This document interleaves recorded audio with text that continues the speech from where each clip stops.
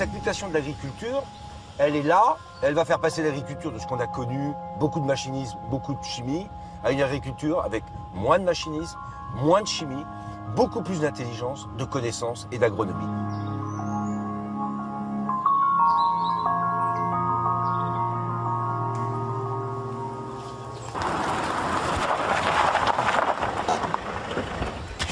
Stéphane Le Foll, le ministre de l'Agriculture en personne.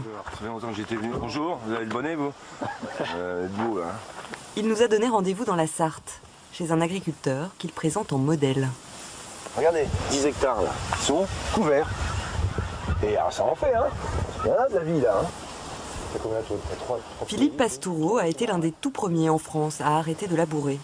C'était il y a 20 ans. J'ai eu la chance qu'un jour des voisins sont venus me voir et ils m'ont dit « Philippe, est-ce que tu veux qu'on bosse ensemble et pour faire des économies, on arrête de labourer ». Et c'est comme ça que ça a démarré. Bien avant de penser à l'écologie. C'est l'économie qui nous a amenés ici. Et en fait, moi, j'ai décidé de remplacer le travail mécanique, qui était fait par une charrue, par du travail biologique, qui maintenant est fait par des vers de terre. Et la seule condition, j'ai mis du temps à le comprendre, c'est que les vers de terre, ils sont d'accord de bosser pour moi, à la seule condition que je les nourrisse. Et pour les nourrir, il faut poser des résidus sur le sol. Et ça, dans la tête, il m'a fallu 10 ans pour l'accepter. Le labour, c'est devenu une culture paysanne. Labourer, ça fait partie de la culture. C'est pour ça que c'est très dur de revenir sur cette culture.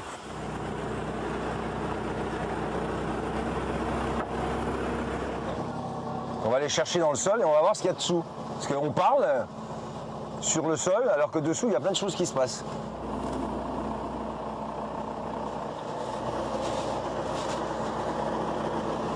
Et voilà un beau ver de terre qui se trimballe là. Voilà, il bossait pendant qu'on était au-dessus. C'est dimanche, mais c'est dimanche, pour moi, c'est pas un problème. Hop. Puis là, on le voit bien. Voilà, regardez, il monte, là, il remonte là. Ah oui, il y en a d'autres là. Ouais, pas mal. Ah, il n'y avait aucune chance qu'il sorte, hein. Il était long. Hein. Il était long. Travers du sol, un mineur. C'est bien. Ça, c'est votre combat là. C'est pas mon combat, j'ai mon copain camarade de ver de terre qui bosse. Ouais, il bosse pas là, on l'a empêché là. C'est des travailleurs au noir? C'est pas au noir, c'est des travailleurs souterrains en tout cas. Ça perçoit un carabe. Un carabe, ah ouais, ça c'est très important, vas-y. Voilà. Ça c'est un carabe, voilà. Un insecte dans le sol. Et en fait ça c'est un allié, hein, que ça me permet de réguler naturellement mes limaces. Et c'est ça qui est compliqué quand on passe d'une agriculture conventionnelle à celle-ci, c'est qu'il faut que toute cette diversité revienne. Et c'est pour ça qu'il faut créer l'habitacle. Et en fait, une fois que vous avez créé les logements, ils arrivent. Quoi. Et après, ils vous rendent service. Quoi. À l'époque où je labourais, cette couleur jaune, elle montait jusqu'ici. Et en fait, mes racines s'enracinaient sur cette surface-là. Aujourd'hui, les racines descendent facilement à 40 cm et vont plus loin. C'est-à-dire qu'au fur et à mesure que je stocke des résidus sur le sol, les vers de terre viennent les brasser. Et en fait, mon sol devient de plus en plus sombre. Et c'est pour ça qu'aujourd'hui, j'arrive à produire plus que ce que je faisais avant en conventionnel. Ça ne se fait pas du jour au lendemain. Il faut 5 ans pour démarrer le sol. Et au bout de 10-15 ans, on commence à en avoir les bénéfices. En tout cas, si des gens comme Philippe, on arrive à étendre ça à l'échelle de la planète, c'est-à-dire avec des systèmes différents, hein, mais si on avait ces principes-là, on pourrait stocker, je l'ai dit, à peu près l'équivalent du carbone que l'on produit aujourd'hui au travers des activités anthropiques. Changer d'agriculture pourrait donc compenser nos émissions de carbone à l'échelle planétaire.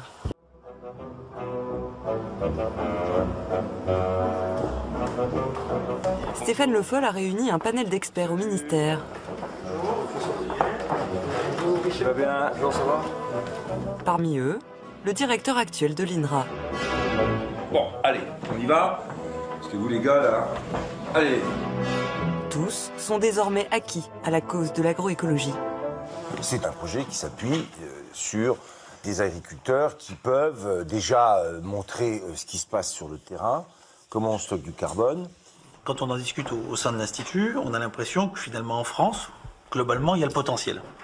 Un des enjeux du programme, c'est de montrer que dans le monde. Ça va être de montrer que dans le monde, ça va être faisable.